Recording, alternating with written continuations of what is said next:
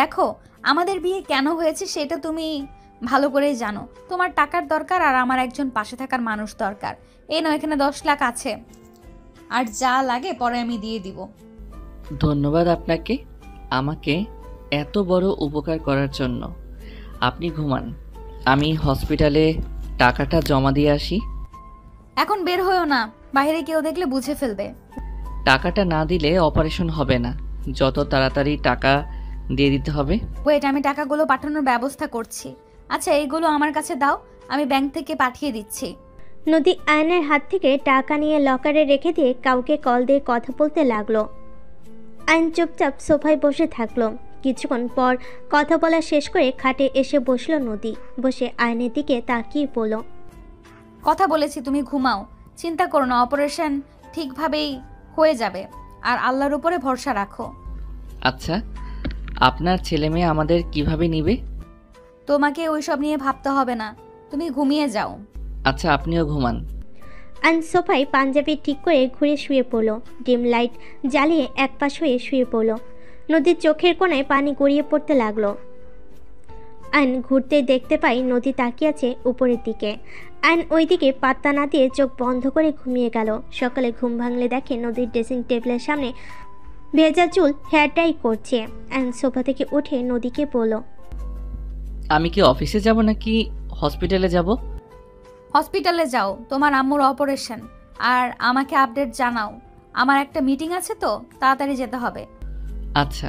Ion উঠে ওয়াশরুমে চলে গেল। গোসল করে বাহিরে তোয়ালে পরে আসলে দেখে সামিরা বসে আছে। আয়নকে দেখে রেগে ফুলদানি ঢিল মেরে বলে, এই তুই আমার আম্মুকে বিয়ে করলি কেন? তোর কি জ্ঞান নাই? তুই কোন হিসেবে মায়ের বয়সী মহিলাকে বিয়ে করলি? আম্মুর বডিগার্ড ছিলি, সেখান থেকে সোজা আমার হাজব্যান্ড হয়ে গেলি? আরে তোর রুচি এত জঘন্য কেন? আয়ন ফুলদানিটা টি টেবিলের উপর রেখে পড়ল। আপনার আম্মুকে দেখে কে বলবে ওনার আপনাদের মতো ছেলে মেয়ে আছে?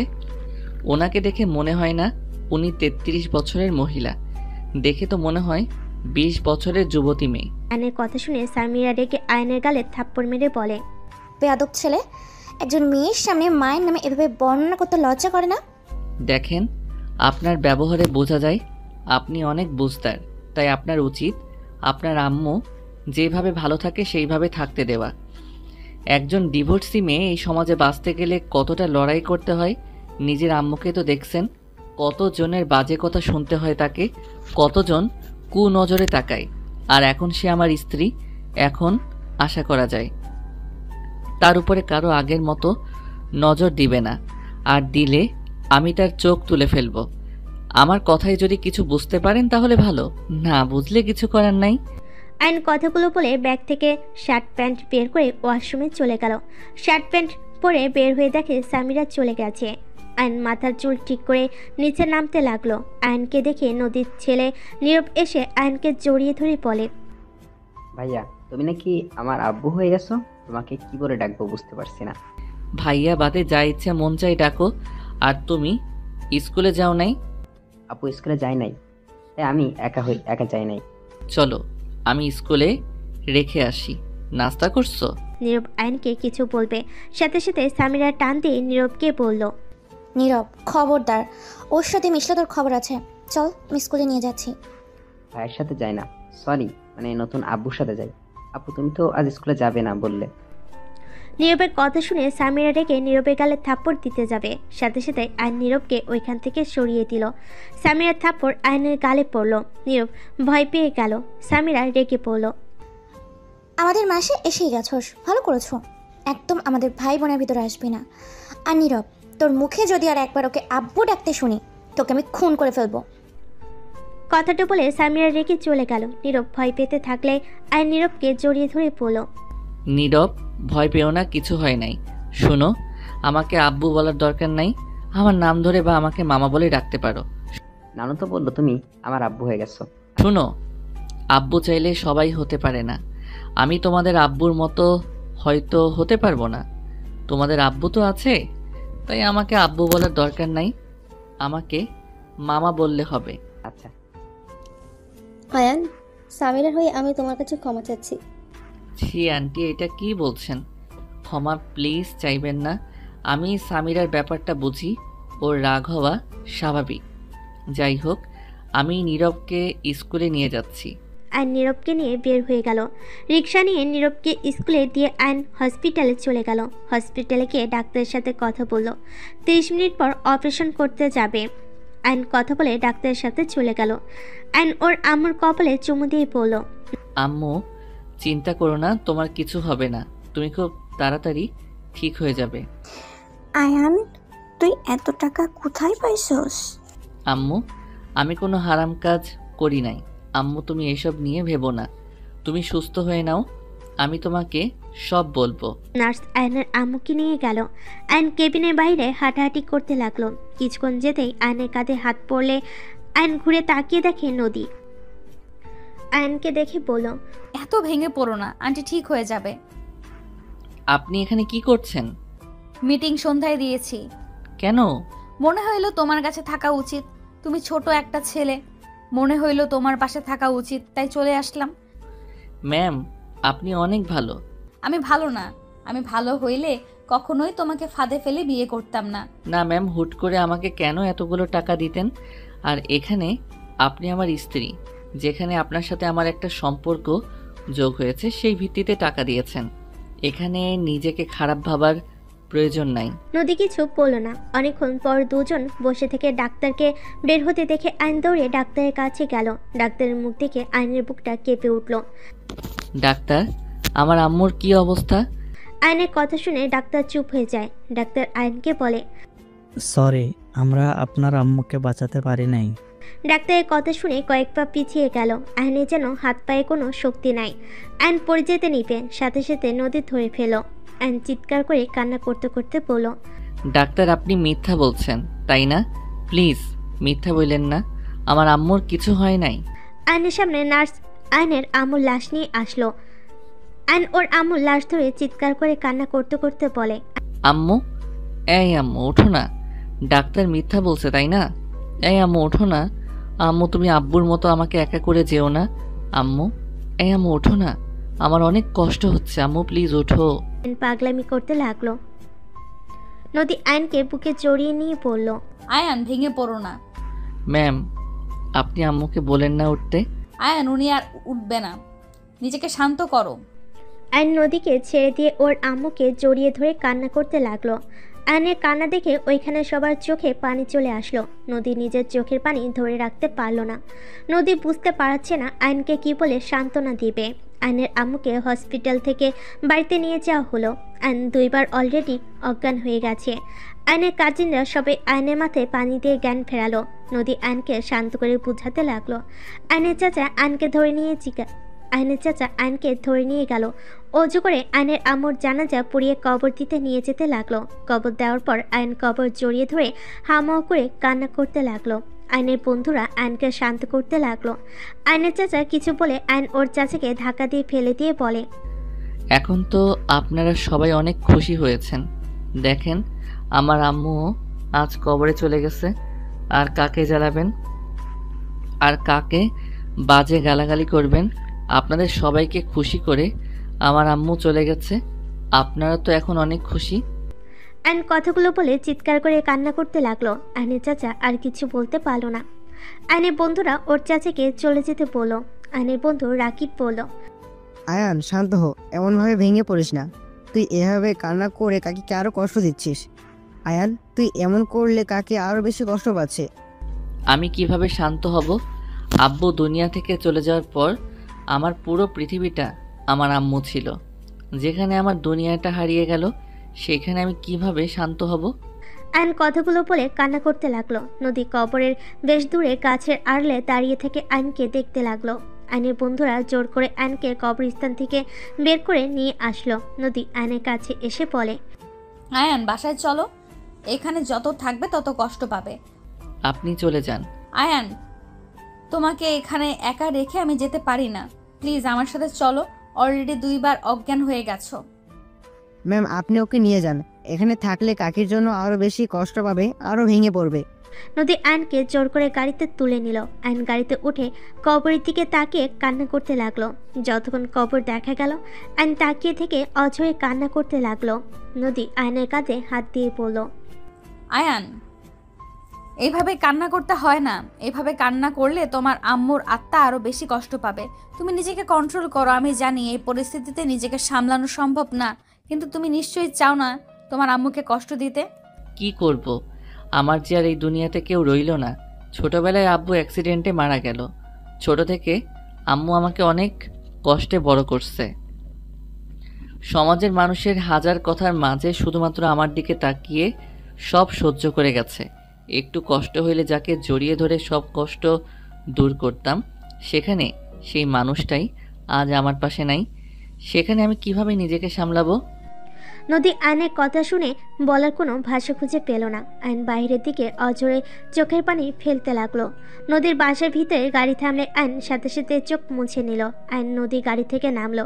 দুজন ভিতরে ঢুকলে সবাই অবাক হয়ে তাকালো। নীরব আয়নকে জড়িয়ে ধরে বলে, মামা তোমার কি হয়েছে? তোমার সারা শরীরে মাটি কেন? দেখা আবার কার সাথে মারামারি করে আসলো। Samira, just shut up. ওনাকে বকা দিবেন না প্লিজ। নীরব, আমার কিছু হয় নাই। তোমার না পড়া আছে? এখানে বসো। এখানে বসে কি করো? যাও পড়তে বসো। আমার তোমার কাছে পড়বো। মামার মন ভালো না। নীরব, মামাকে ডিস্টার্ব করো না। মামা আমি কি তোমাকে ডিস্টার্ব করি? না বাবা। আচ্ছা তুমি বই নিয়ে আসো। আয়ন কথাটা বলে রুমের দিকে চলে গেল। নীরব যেতে চাইলে নদী বলল, নীরব, বই নিয়ে যেতে হবে না। একটা কাজ করতে পারবে? কি কাজ আব্বু? আমি তো অফিসে যাব। তুমি এক কাজ করবে, রুমে গিয়ে তোমার মামাকে ব্যস্ত রাখবে। খেলা করবে বা যেইভাবেই হোক আয়ানকে ব্যস্ত রাখতে পারবে। নদীর কথা শুনে সবাই ভুরকুচকে তাকালো। সামিরা রেগে বলে, তোমার স্বামী তুমি রাখো ব্যস্ত, আমার ভাই কেন ওকে ব্যস্ত রাখবে? নীরব, যা পড়তে বস, আমি আসছি। Just shut up. তোমার ব্যবহার দিন দিন খুব খারাপ হয়ে যাচ্ছে। নীরব, যা বলছি তাই করো। চলো আমার সাথে। নীরব নদীর সাথে রুমে চলে গেল। নদী তাড়াতাড়ি করে ওয়াশরুমে গিয়ে অফিসে যাওয়ার জন্য রেডি হয়ে নিল। নীরব আয়নের গলা জড়িয়ে ধরে বলে, মামা তোমার কি কিছু হয়েছে? না বাবা, তোমার না বই নিয়ে আসার কথা? বই পড়বো না, তোমার সাথে খেলবো। আমি আসছি। নদী তাড়াতাড়ি করে নিচে নেমে গেল। নদীর কথা মতো নীরব আয়নকে ব্যস্ত রাখার চেষ্টা করতে লাগলো। আয়ন নিজেকে কন্ট্রোল করতে না পেরে নীরবকে জড়িয়ে ধরে হামা করে কান্না করে দিল। নীরব হতভম্ব হয়ে গেল। আয়নকে কান্না করতে দেখে নীরব ভয়ে আয়নকে ছেড়ে দৌড়ে নিচে চলে গেল। নীরবকে এভাবে দৌড়ে আসতে দেখলে সামিরা নদীর আম্মু অবাক হয়ে বলে, নীরব কি হয়েছে? এভাবে দৌড়ে আসলে কেন? নানু মামা অনেক রান্না করছে। আমি বুঝতে পারছি না, মামাকে জড়িয়ে হামাও করে কান্না করছিল। নীরবের কথা শুনে দুজনই অবাক হয়ে গেল। দুজন সিঁড়ি ভেঙে নদীর রুমে চলে গেল। আয়নকে ফুলের অজ্ঞান হয়ে পড়ে থাকতে দেখে সামিরা নদীর আম্মু দৌড়ে গিয়ে আয়নকে তুলে দেখে আয়নের নাক বয়ে রক্ত ঝরছে, কপালে ফুলে গেছে। দুজন ধরে তাড়াতাড়ি করে খাটে শুইয়ে দিল। তারপর ভিতরে নদী রুমের ভিতরে আসলো। দৌড়ে আয়নের কাছে গিয়ে পড়ল। আয়ান, এই আয়ান, আয়ান। আম্মু, ওর নাক দিয়ে রক্ত পড়ছে কেন? নীরব বলল আয়ান নাকি ওকে জড়িয়ে ধরে কান্না করছিল। ওই ভয়ে নিচে গিয়ে আমাদের বলে আমরা রুমে এসে দেখি ওই ফ্লোরের ওপরে পড়ে আছে। তুলে দেখি নাক দিয়ে রক্ত পড়ছে। সামিরা, পানিটা দে তো। সামিরা নদীর হাতে পানি দিলে আয়নের মুখে পানি ছিটে দিতে লাগলো। আয়নের জ্ঞান ফিরল। আয়ন কান্না করতে লাগলো। নদী আয়নের বুকের সাথে জড়িয়ে ধরলে আয়ন কান্না করতে করতে বলল, ম্যাম আমি আম্মুর কাছে যাব। ম্যাম আমাকে আম্মুর কাছে দিয়ে আসেন। আমার অনেক কষ্ট হচ্ছে। আমি আম্মুকে ছাড়া থাকতে পারছি না। ম্যাম আমাকে আম্মুর কাছে দিয়ে আসেন না। আয়নের কথা শুনে নদী নিজের চোখের পানি ধরে রাখতে না পেরে বলল, আয়ান, এটা কখনোই সম্ভব না। পাগলামি করো না। ওই চলে যেতে চাচ্ছে, তুমি দিয়ে আসলেই তো পারো। কার কাছে দিয়ে আসবে? হ্যাঁ, কেন ওনার আম্মুর কাছে উনি থাকতে পারবে না? দিয়ে আসলেই তো পারো। ওইটা কখনোই সম্ভব না। কেন সম্ভব না আম্মু? তুমি মামাকে রেখে আসো। তোমার কাছে না ঘুমালে আমার কেমন কষ্ট হয়, মামারও কষ্ট হয় আর আম্মুরও কষ্ট হয়। আম্মু মামাকে দিয়ে আসো। মামার কান্না দেখে আমারও কান্না আসছে। তোমার মামার আম্মু এই দুনিয়াতে আর বেঁচে নেই। উনি পরপারে পাড়ি জমিয়েছেন। উনি ওই আকাশের তারা হয়ে গেছে। নদীর কথা শুনে সামিরা নদীর আম্মু চমকে গেল। সামিরা বলে ওঠে, মানে কি আম্মু? হ্যাঁ, আয়ানের আম্মু 12টার দিকে মারা গেছে। সেখানে কবর দিয়ে আয়ানের শরীরে এই মাটি। ওর আম্মুর কবর রেখে আসতে চাইছিল না। নদী সব কিছু খুলে বলে। সামিরা নদীর আম্মুর চোখে পানি চলে আসলো। নদীর আম্মু আয়নের কাছে গিয়ে বলে, আয়ান কান্না করো না, সবাইকে একদিন না একদিন চলে যেতে হবে। আর কে বলেছে তোমার এই দুনিয়াতে কেউ নেই?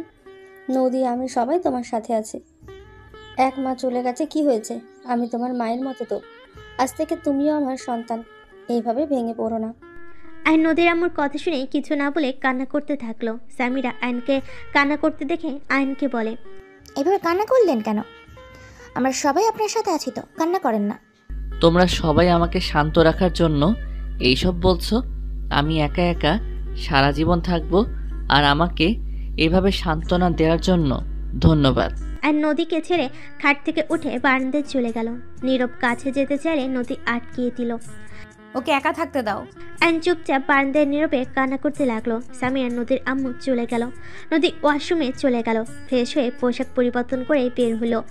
নীরব খাটের এক কোণায় বসে আছে। নদীর কাছে এসে শক্ত করে জড়িয়ে ধরে বলল, তুমি কখনো আমাকে ছেড়ে যেও না। আমি মামার মতো কান্না করব। আমি তোমাকে অনেক ভালোবাসি আম্মু। আইন বারান্দা দিয়ে বের হয়ে নীরবের কথা শুনতে পেল। নদী নীরবের কপালে চুমু দিয়ে বলল, কখনোই যাব না আমার আব্বুটাকে ছেড়ে। নীরব নদীকে জড়িয়ে ধরলো। আইন ওয়াশরুমে গিয়ে মুখ ধুয়ে নিল। সোফায় বসলে নদী আইনকে বলল, আয়ান, সারাদিন তো কিছু খাও নাই, চলো খাবার খেয়ে নিবে। আমার ক্ষুধা নাই, আপনারা যান, খেয়ে আসেন। আইন সোফায় চোখ বন্ধ করে শুয়ে পড়ল। নদী কিছু না বলে নীরবকে নিয়ে চলে গেল। নীরবকে খাওয়াই দিয়ে আয়নের খাবার নিয়ে রুমে চলে আসলো। আয়নের মাথায় হাত দিয়ে আয়ন চোখ খুলে, প্লিজ খাবারটা খেয়ে নাও, হালকা খেয়ে নাও, না খেয়ে থাকলে শরীর দুর্বল করবে তো। প্লিজ জোর করবেন না, আমার ক্ষুধা নাই। মামা খেয়ে নাও, তুমি কান্না করো না আম্মু। আমি আপু নানু তো আছে, আমরা তোমাকে অনেক ভালোবাসি তো। আয়নের মাথায় হাত দিতেই আয়ন চোখ খুলে। নীরব আয়নের কাছে এসে জড়িয়ে ধরলে আয়ন উঠে বসে। নীরবের কপালে চুমু দিয়ে বলল, আমার ক্ষুধা নাই। তুমি খাবার খাইছো? হ্যাঁ। এখন ঘুমিয়ে যাও, আমার অনেক ঘুম পাচ্ছে। খাটে এসে শুয়ে পড়ো। না, আমি এখানে ঘুমাবো। মামা, আমি ঘুমাবো জন্য কি তুমি রাগ করে ঘাটে ঘুমাবে না? নীরবের কথা শুনে আয়ন নদীর দিকে তাকালো। আয়ন নীরবকে বলে, আমার খাটে ঘুমাতে ভালো লাগে না, আমার এখানে ঘুমাতে ভালো লাগছে। আর হ্যাঁ, এইটা কিন্তু সিক্রেট, কাউকে যেন বলো না। আমি এখানে ঘুমাই, তাহলে কিন্তু সবাই আমার এখানে ঘুমাতে পারে। আমি আমার জায়গা কাউকে দিতে চাই না। মামা, কাউকে বলবো না, আমার অনেক ঘুম পাচ্ছে। নীরব হাই তুলতে তুলতে খাটে গিয়ে শুয়ে পড়ল। নদী আয়নের দিকে তাকিয়ে বলে, অল্প খেয়ে নাও প্লিজ।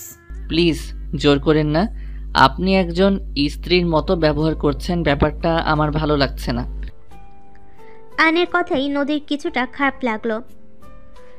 নদী আর কিছু না বলে খাবার টি টেবিলের উপর রেখে দরজা লাগিয়ে দিয়ে এসে লাইট অফ করে ডিম লাইট জ্বালিয়ে শুয়ে পড়লে নীরব নদীকে জড়িয়ে ধরে। নদী নীরবের মাথায় হাত বুলিয়ে দিল। নীরবের কপালে চুমু দিয়ে ঘুমিয়ে পড়ে। 5 দিন পর। আয়ান, এভাবে না খেয়ে থাকলে তোমার শরীর দিন দিন খারাপ হয়ে যাচ্ছে। আয়ান, বাস্তবতা মেনে নাও। কতদিন না খেয়ে থাকবে বলো? শোনো, এই দুনিয়াতে একা এসেছো, একাই যেতে হবে। আর একবার জন্ম হয়েছে, তার মৃত্যু হবেই, কারো আগে কারো পরে। দয়া করে খেয়ে নাও।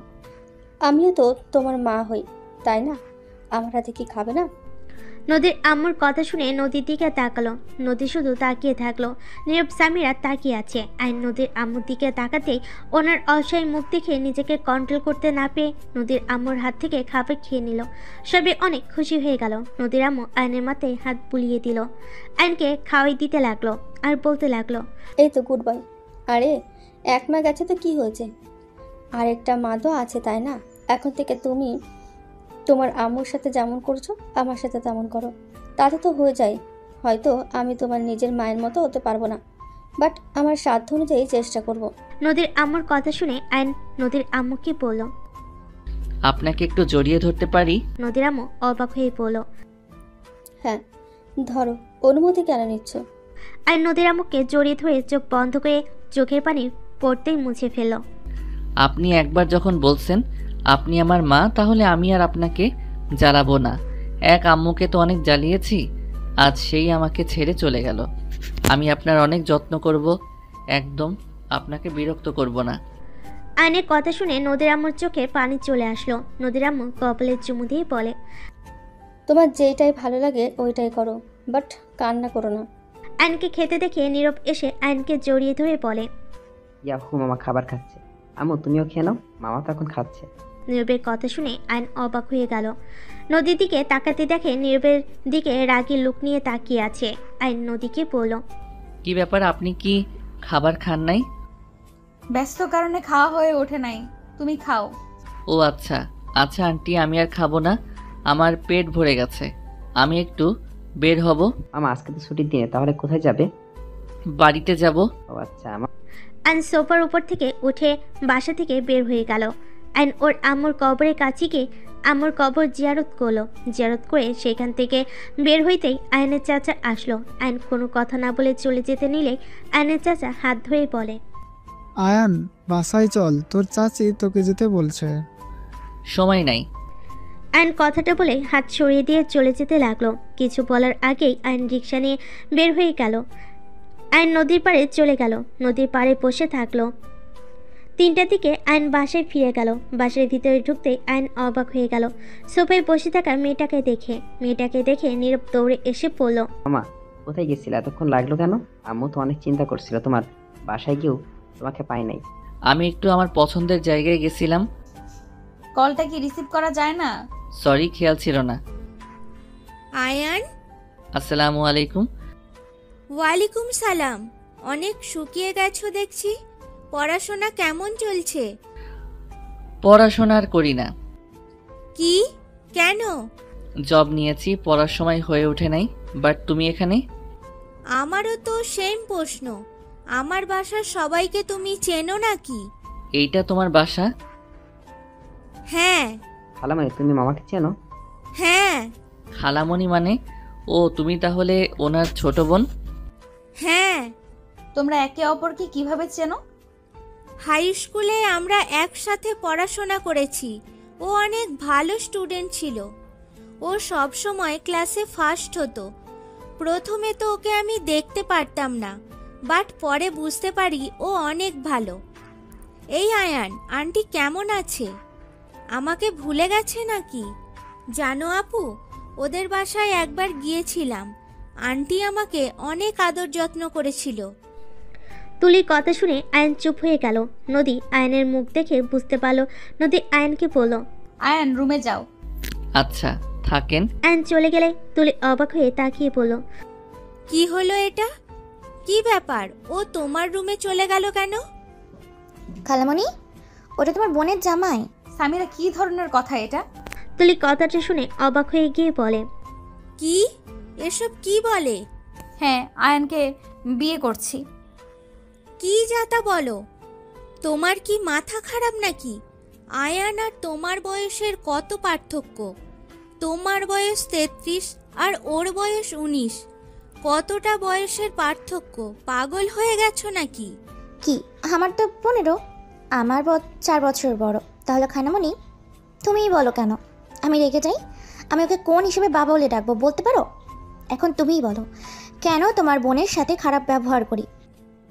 আম্মু, তুমি এটা কিভাবে মেনে নিলে? তোমার মেয়ে যা মনে চাইবে তাই করবে নাকি? ওর এত বিয়ে করার শখ থাকলে রাতুল ভাইকে বিয়ে করলে কি সমস্যা হতো? আমার ব্যক্তিগত ব্যাপারে তোরা কথা বল, এটা আমি চাই না। আমার যেটা ভালো লাগবে আমি তাই করব। আপু, তুই 2 বাচ্চার মা। তোর সাথে ওর কখনোই যায় না। নিজে তো ভেবে দেখ। ছি, ভাবতেই ঘৃণা হচ্ছে। আয়ান তো আমার 1 বছরের ছোট। মানুষজন জানলে কি বলবে? আমি কারোর কথা কানে দেই না। মানুষের মুখ আছে বলবেই, এখানে আমি কি করব? নদীর কথা শুনে তুলির রাগে সামনে থাকা গ্লাস ছুঁড়ে মেরে বলে, তোর এসব উজানি কথা বলার জন্য সংসার করতে পারলি না, আবার হাঁটুর বয়সে ছেলেকে বিয়ে করছস? কোনো কাণ্ডজ্ঞান কি নাই তোর? সব সময় খালি আমাদের মাথা হেট করে দিস। আব্বু লন্ডন থেকে ফিরুক, এর একটা ব্যবস্থা না নিলে খবর আছে। তুলির কথা শুনে নদীর বুকের ভিতর যেন মুচড়ে উঠল। নদীর চোখে পানি টলমল করতে লাগলো। নদীর তুলির দিকে তাকিয়ে পড়ল। তুই এটা আমাকে বলতে পারলি? হ্যাঁ, বলতে পারছি। এই ন্যাকা কান্না করবে না তো। নদী আর এক মুহূর্ত ওইখানে দাঁড়িয়ে থাকতে পারল না, দৌড়ে রুমে চলে গেল। তুলির আগে নিজের রুমে চলে গেল। অ্যান বারান্দায় বসেছিল। নদীর রুমে এসে সোজা ওয়াশরুমে গিয়ে শাওয়ার ছেড়ে দিয়ে কান্না করতে লাগলো। অনেকক্ষণ বসে থাকতেই হঠাৎ নীরবের কান্নার শব্দ পেয়ে আয়ান বারান্দা থেকে বের হয়ে দেখে নীরব ওয়াশরুম থেকে কান্না করে বলছে, আম্মু ওঠো না, আম্মু তুমি তো কাঁদছো। নীরবের কথা শুনে আয়ান ওয়াশরুমে গিয়ে দেখে নদী দুই হাত হাঁটু জড়িয়ে ধরে চুল ছেড়ে দিয়ে কান্না করছে। হাতের লোমগুলো দাঁড়িয়ে গেছে। আয়ান নদীর কাছে গিয়ে শাওয়ার বন্ধ করে বলল, এই আপনি এসব কি করছেন? এই সময় এইভাবে ভিজছেন কেন? আর কি হয়েছে, কান্না করেন কেন? মামা আম্মুকে ধরো না, খালামণি আম্মুকে বকা দিয়েছিল। আম্মু অনেক কষ্ট পেয়েছে, আম্মু কষ্ট পেলে এমন করে। আম্মু জ্বর আসবে আবার। মামা ধরে নিয়ে চল না, আমি তো নিতে পারছি না। নীরবের কথা শুনে আয়ান বলল, তুমি সরো, আমি নিয়ে যাচ্ছি। নীরব সরে দাঁড়ালে আয়ান নদীর শরীরে হাত দেওয়ার সাহস পাচ্ছিল না। তারপর ভয়ে ভয়ে বলল, ক্ষমা করবেন, প্লিজ উঠেন। নীরব কান্না করছে তো। আয়া নীরবকে নিয়ে যাও প্লিজ, আমাকে একা থাকতে দাও। নদী আবার শাওয়ার ছাড়তে যাবে। আইন সাথে সাথে নদীর হাত ধরে পাজা কোলে তুলে নিল। নদী নামিয়ে দিতে বলতে লাগলো। আইন নদীর কোনো কথা না শুনে রুমে নিয়ে আসলো। নদী ঠান্ডায় কাঁপছে। আইন নীরবকে বলল, তোয়ালেটা দাও। নীরব তোয়ালেটা দিলে আইন নদীর মাথার পানি মুছতে লাগলো। মুছে চুল বেঁধে দিল। আরেকটা তোয়ালে দিয়ে হাত মুছতে গেলে রুমে সামিরা তুলি এসে এই অবস্থা দেখে বলে, ছি, ছেলের সামনে এভাবে থাকতে লজ্জা করছে না? দিন দিন বেহায়া হওয়া বন্ধ করো। নীরব যাও, আপুর রুমে যাও। এখানে কি করছো? তুলির কথা শুনে আইন সাথে সাথে নদীর কাছ থেকে সরে বলে, তুলি, উনি তোমার বড় বোন, এভাবে কথা কেন বলছো? চুপ, একদম চুপ। আমাকে ভদ্রতা শিখাতে আসবে না। এই, তুমি কোন হিসাবে আমার বোনকে বিয়ে করলে? তোমার আম্মুকে তো ভালো মানুষ ভেবেছিলাম। সে কিভাবে তোমাকে আপুর সাথে বিয়ে দিল? কেন, ওনাকে বিয়ে করাতে কি সমস্যা হয়েছে? আমার ভালো লাগছে, বিয়ে করেছি, এতে সমস্যা কোথায়? সমস্যা কোথায় মানে? তুমি এত নির্লজ্জ হয়ে গেছো। ও তোমার থেকে 14 বছরের বড়। ওর সাথে তোমার কিভাবে যায়? মানুষের রুচি বলে তো কথা আছে। তাতে সমস্যা কি? উনি আমার 200 বছরের বড় হোক, তাতে সমস্যা কোথায়?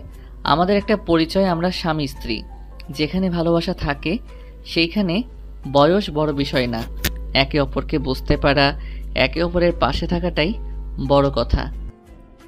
বাহ, কি সুন্দর কথা। এইসব লেকচার রাখো। সময় পাইলে অন্য মেয়েকে নিয়ে ভেগে যাবে। তোমাদের মতো মানুষ চেনা আছে। আমার কেন জানি মনে হচ্ছে টাকার লোভে তুমি আমার বোনকে বিয়ে করেছো। হ্যাঁ, ঠিক বলছো, টাকার জন্য করছি। এতে তোমার কোনো সমস্যা? ফালতু ছেলে কোথাকার। আমার খালামণির সাথে একদম চিল্লায় কথা বলবে না। সামিরা, তুমি এখান থেকে যাও। আমার মনে হয় তোমার এখানে না থাকা ভালো। তোমার সাহস কি করে হয় আমার আম্মুর রুম থেকে আমাকে যেতে বলার? আজ এই দিনটারই দেখার বাকি ছিল। আজ আমার আম্মুর রুম থেকে বের করে দিচ্ছে। দিন দিন আমার আম্মুর মন থেকে আমাদের বের করে দেওয়ার জন্য এসেছো, তাই না? সামিরা, ছোটর মতো থাকো, বড়দের মতো কথা বলবে না। এখানে বড়রা কথা বলছে, এখানে তাই থাকতে না করছি। আমি যাব না। আমি এখন কি করব? ছোট আছি আমি। থাকো তুমি। আর তুলি, তোমার যা ভাবার ভেবে নাও। আইন কথাটা বলে আলমারি থেকে শাড়ি, পেটিকোট, ব্লাউজ বের করে নদীর হাতে দিয়ে বলে, কান্না বন্ধ করেন, প্রতিবাদ করতে শিখেন। যান, চেঞ্জ করে আসেন। কি হলো, তাকিয়ে আছেন কেন? আইন নদীকে ওয়াশরুমে এগিয়ে দিল। তুলি কিছু বলতে যাবে, সাথে সাথে আইন কানে হেডফোন দিয়ে খাটে বসে থাকলো। তুলি রেগে হেডফোন খুলতে যাবে, সাথে সাথে আইন তাকিয়ে বলল, কি সমস্যা? তোমার সাহস কি করে হয় আমাদের সাথে বাজে ব্যবহার করার? তুমি যেমনটা ভেবে নিতে পারো। আর আমার সাহস সবসময় বেশি ছিল, বেশি আছে। আমি বুঝলাম সামিরা আমাকে সহ্য করতে পারে না, কারণ নিজের আব্বু থাকতে মায়ের সাথে অন্য কাউকে মেনে নেওয়া যায় না। বাট তোমার সমস্যা কোথায় সেইটাই তো বুঝলাম না। তোমার বোন যদি আমাকে বিয়ে করে সুখে থাকতে পারে, এখানে তো তোমার সমস্যা হওয়ার কথা না, নাকি তোমার বোনের ভালো থাকা তোমার দেখতে ইচ্ছে করে না? আয়নের কথা শুনে তুলি রেগে আয়নের গালে ঠাস ঠাস করে থাপ্পড় মেরে বলে, তোর এত বড় সাহস! আমি আমার বোনের সুখ দেখতে পারি না? সমাজের লোক তোদের নিয়ে হাসবে, বুঝতে পারছস? আত্মীয় স্বজন যখন এইসব জানবে, সবাই ছিছি করবে। সিসি? এতদিন ধরে তো ওনাকে সবাই সিসি করে গেছে। কই, তখন তো একবার কেউ প্রতিবাদ করেন নাই। 6 দিন আগে আপনার বোনকে একা পেয়ে আপনার কাজিন জোর জবরদস্তি করতে নিয়েছিল। সেখানে আপনার সমাজ আর আপনি কোথায় ছিলেন? আমি যদি সেখানে না যেতাম আপনার বোনের কি হতো? এত মানুষ আপনার বোনের দিকে খারাপ নজরে তাকিয়ে তাকে কুপ্রস্তাব দেয়। কোথায় ছিলেন আপনার আত্মীয় স্বজন সমাজ? ওরা আপনার বোনকে কুড়ে করে খাচ্ছিল, তখন কোথায় ছিলেন? আর যখন আমাকে বিয়ে করছে তখন আপনার সমাজ আত্মীয় স্বজন কি বলবে? হাজার কথা শুরু করছেন। নদী ওয়াশরুম থেকে বের হয়ে আয়নের সব কিছু শুনে আয়নের দিকে তাকিয়ে থাকলো। সামিরা তুলি দুজন চুপ হয়ে গেল। তুলি নদীর দিকে তাকিয়ে বলল, আপু কি তোর সাথে জোর জবরদস্তি করেছে? আম্মু চুপ করে আছো কেন? এই জানতো আপনাদের ওইসব শুনে লাভ নাই। আয়ন উঠে নদীর কাছে গিয়ে নদীকে ধরে ড্রেসিং টেবিলের সামনে নিয়ে গিয়ে মাথায় হেয়ার ড্রাই করে দিতে লাগলো।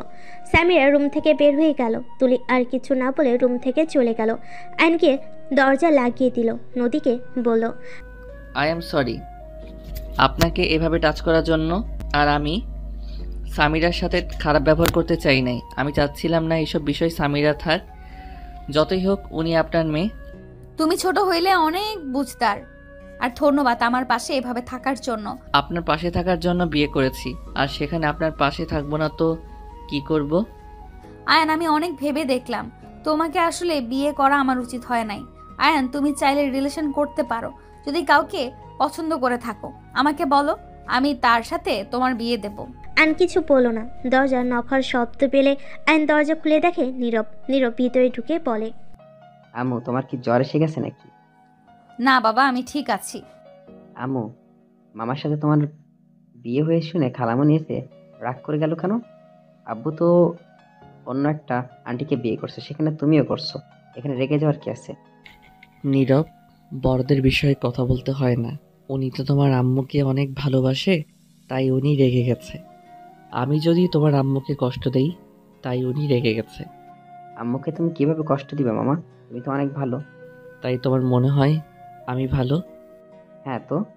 ও আম্মু, বড় কল দিয়েছিল, খালামণি নাকি বিয়ে আমাদের সবাইকে যেতে বলছে। রাইসার বিয়ে?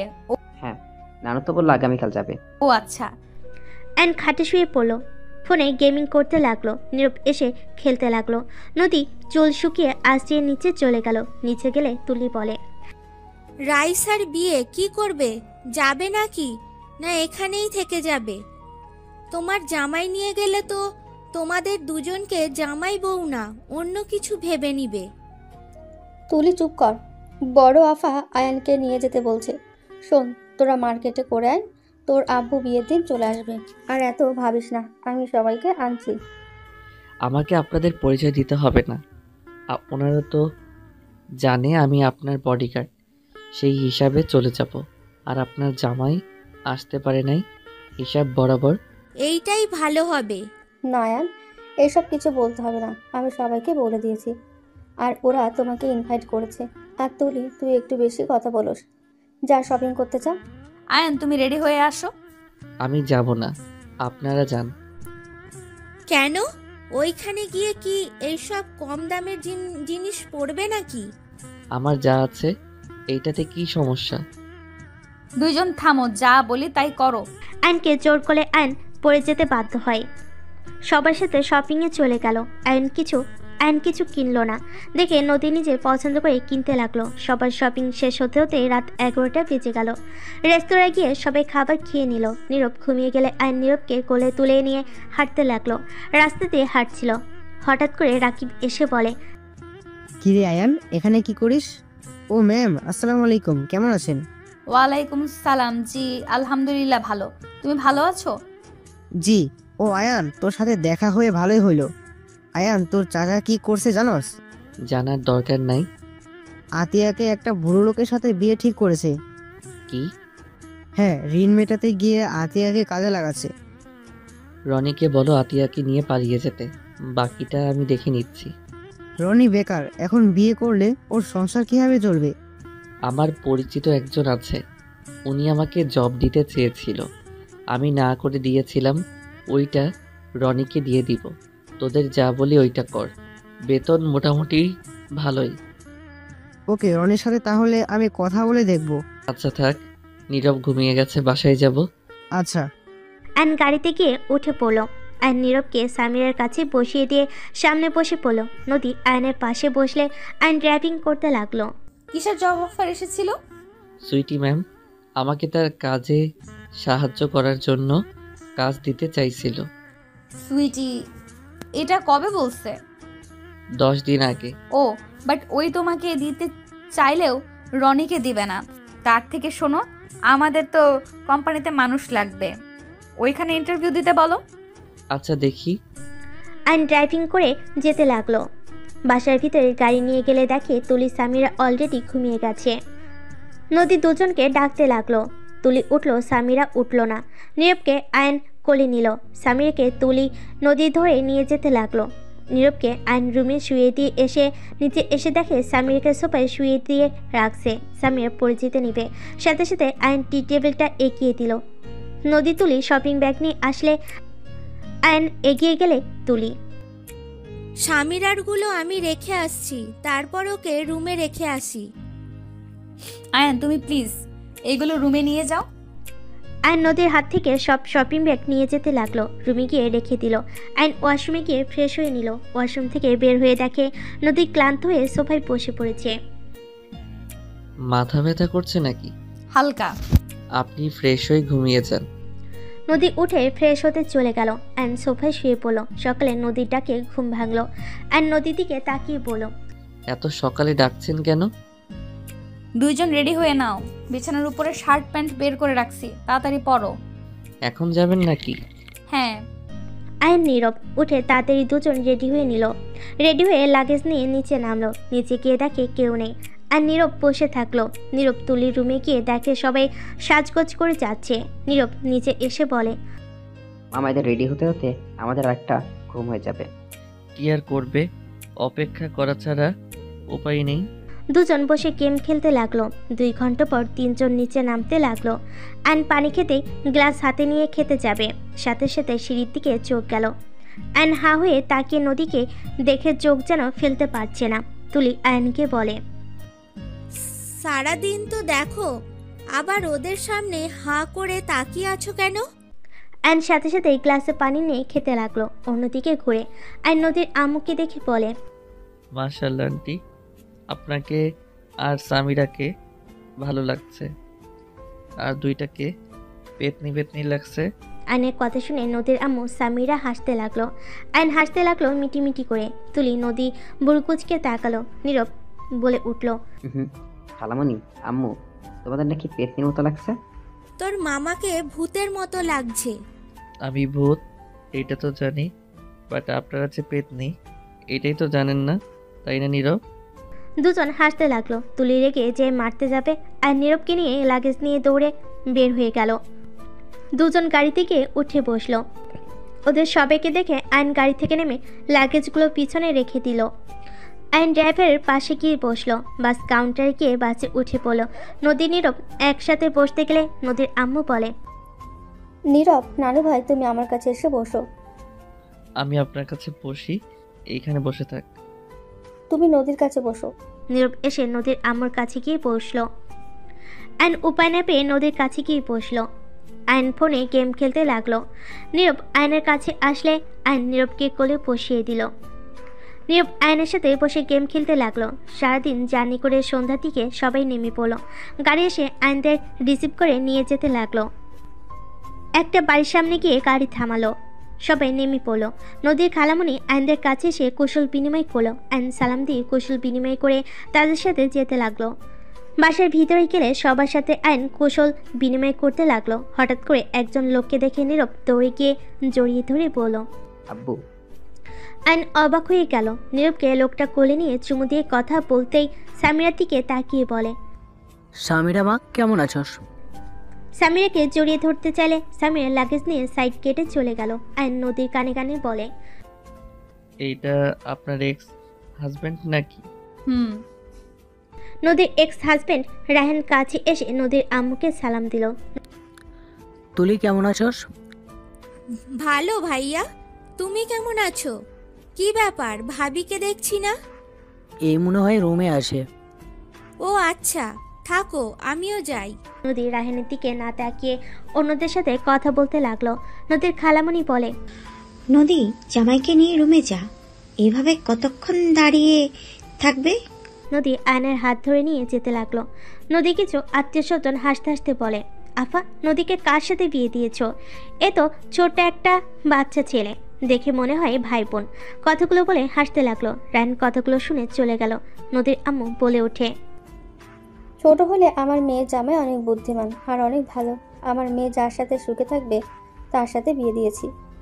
একজন বলে ওঠে, কতবার বললাম আমার ছেলের সাথে নিতে চাইলাম, তোর মেয়ে তো রাজি হলো না। আর কচি ছেলে দেখে একদম বিয়ে করে ফেললো, আমাদের দাওয়াতও দিলি না। নদীর খালামণি বলে, দেখেন, এইসব কথা বাদ দেন। ওদের সমস্যা না হইলে আপনাদের সমস্যা থাকার কথা না। নাহিদা, তুই রুমে যা। নদীর আম্মু আর কিছু না বলে চলে গেল। এদিকে আয়ন নদীর রুমে গেলে আয়ন বলে, আপনার স্বামী এখানে কি করে? ওই আমার মেজো খালামণির ছেলে। ও আপনার কাজিন ছিলেন? হ্যাঁ আয়ান, ওর বিষয়ে প্লিজ আর কিছু জিজ্ঞেস করো না। ওকে। ওইদিকে ওয়াশরুম ফ্রেশ হয়ে নাও, আমি একটু আমার বোনদের সাথে দেখা করে আসি। নদী চলে গেল। হঠাৎ রায়হানের সাথে দেখা হলে রায়হান বলে ওঠে, কোচি ছেলে থেকে লোক সামলাতে পারো নাই না কে? একেবারে কোচি ছেলেকে বিয়ে করে ফেললে। নীরব, তুমি তোমার মামার কাছে যাও। আব্বু, কোচি জিনিস কি? কোচি জিনিসটাই কি তোমার আম্মু ভালো বলতে পারবে। নীরব, তোমাকে যেতে বলছি না? নদীর কথা শুনে নীরব নেমে চলে গেল। রায়হান নদীকে আরো বাজে কথা বলে রায়হানের গালে নদী থাপ্পড় মেরে বলে, তোর মন কোনোদিন ঠিক হবে না। যেমন আগে নোংরা মানসিকতা ছিল, এখনো সেইম আছে। সবাইকে নিজের মতো ভাবিস না, নিজে ভালো হয়ে অন্য কাউকে খারাপ কথা বলিস। আর কতটা নির্লজ্জ তুই! কতবার বলছি আমার সাথে কথা বলবি না, কিন্তু তুই একবারই কথা বলতে আসস। যত সব। নদীর থাপ্পড় খেয়ে রায়হানের রাগ উঠে গেল। রায়হান নদীর চুলের মুঠি ধরে নদীর হাত ধরে বলতে লাগলো, রায়হান, আমার চুল ছাড়, ব্যথা লাগছে কিন্তু। তোমার সাহস কি করে হয় আমার গায়ে হাত তোলার? অনেক সাহস বেড়ে গিয়েছে তাই না? রায়হান নদীর গালে থাপ্পড় মারতে যাবে, সাথে সাথে রায়হানের বউ এসে হাত ধরে বলে, ছি, এসব কি করছেন? উনি আপনার এখন স্ত্রী না যে ওনার গায়ে হাত দেবেন। ওনাকে ছাড়েন। রায়হান ওর স্ত্রীর কথা শুনে নদীকে ছেড়ে ওর স্ত্রীকে মারতে লাগলো। আইন রুমের বাইরে এসে নীরবের সাথে হাঁটতে কিছু দূর এসে এই অবস্থা দেখে নীরব ভয় পেয়ে গেল। নদী রায়হানকে বলল, ওকে ছাড় বলছি রায়হান। আমাদের মাঝে তুই আসবি না। নদীকে ধাক্কা দিলে দৌড়ে গিয়ে আইন নদীকে ধরে ফেল।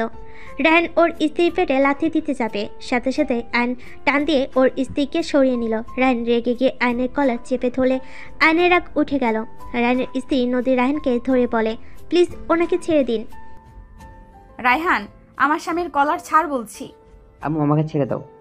নীরবের কান্নার শব্দ শুনে সবাই দৌড়ে আসতে লাগলো। রায়হান নীরবকে রেগে ধাক্কা দিয়ে বলে, তোকে চুপ থাকতে বললাম না? সবাইকে জোর করে ফেললে। আব্বু, মামাকে মারো, কিন্তু মামাকে ছেড়ে দাও। আইন এবার নিজের রাগ কন্ট্রোল করতে না পেরে রায়হানের হাত দুটো ধরে মোচড় দিয়ে ধরতে লাগলো। আইনের শক্তির সাথে রায়হান পারছিল না। সামিরাকে দেখে আইন রায়হানের হাত ছেড়ে দিয়ে বলে, আপনাকে এখানে উচিত শিক্ষা দিয়ে দিতাম। আপনার ভাগ্য ভালো, এখানে সামিরা আর নীরব আছে। কি করবি তুই? কথাটা বলে আয়নের মুখে ঘুষি মালে সবাই ভয়ে বলতে লাগলো, রায়হান এইটা কিন্তু বাড়াবাড়ি হয়ে যাচ্ছে। তুই নতুন জামের মুখে ঘুষি মারলি কেন?